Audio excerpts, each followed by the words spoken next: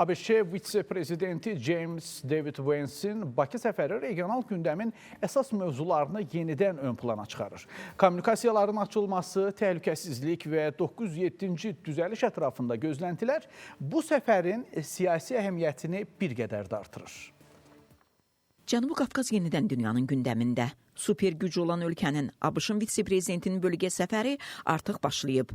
Bugün İrəvanda, sabah Bakıda olacaq. Müzakirəsi gözlənilən məsələlərin siyahısı da təxminən bəllidir. Regional təhlükəsizlik, sülh təşəbbüsləri, qarşılıqlı əməkdaşlıq imkanlarının genişləndirilməsi. Prezident yanında Beynəlxalq Təhlil Mərkəzinin rəhbəri Fərid Şəfiyev deyir ki, ABŞ vitse-prezidentinin Bakı səfəri regionda formalaşan yeni siyasi reallıqlar fonunda baş tutur. Burada əsas tərəfdaş indiki administrasiya bunu da dərk edir, Azərbaycandır. Ümumiyyətlə, Azərbaycan həm sülh gündəliyi formalaşdırıb və irəli aparır, həm də ümumiyyətlə regionda olan həm iqtisadi, həm siyasi prosesləri də belə deyək, liderlik edən Azərbaycandır. Səfər təbii ki, göstərir ki, ABŞ-ın bu regiona marağı davam. Düzdür, indi müəyyən zamanlar ola bilsin ki, zəifləmişdi maraq, amma ümumiyyətlə bu region ABŞ üçün geostrateji bir məna daşıyır. Vitse-prezidentin Bakı səfəri çərçivəsində regional kommunikasiyaların açılması məsələsi də diqqət mərkəzində ola biləcək məsələlər sırasındadır.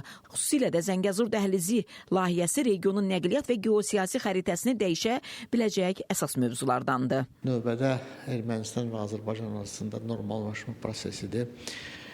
İkinci məsələ elə bu çərçivədə də Zəngəzur dəhlizi TRIP adlanan layihəsidir. Onun aşılması və təbii ki, iki tərəfli məsələlər də var gündəmdə. J.D. Vance'in gündəliyində 907-ci düzəlişin tamamilə ləğvi məsələsi də gündəmə gələ bilər. Rəsmi Bakı bu düzəlişi ikili standartların nümunəsi kimi qiymətləndirir və onu regionda formalaşmış yeni reallıqla uzlaşmadığını deyir. Bu həmçinin ABŞ-Azərbaycan arasında genişlənən əməkdaşlığa maneə də ola bilər deyə mərkəz sədri bildirdi. Bəturə Nəbiyeva, Nadir Cəlilov, Space.